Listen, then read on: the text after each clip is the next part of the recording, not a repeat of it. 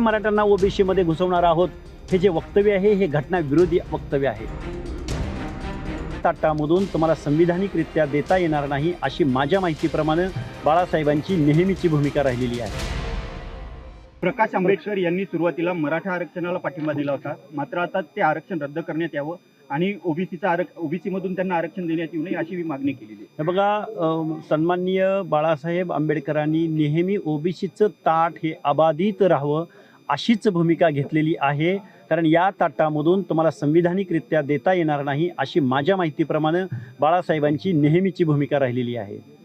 रक्त नातेसंबंधातील ज्यांना आरक्षण दिलं जाणार होतं त्या संदर्भात आक्षेप घेतला आहे आंबेडकर। नाही, बघा, सगळे आणि सोयरे आपल्या माझ्या या विजय एनटीमधल्या बांधवांनाही माझं सांगणं आहे, सगळे आणि सोयरे, सगळे म्हणजे दुधाचे आणि रक्ताचे, सगळे या शब्दाची अशी व्याख्या आहे।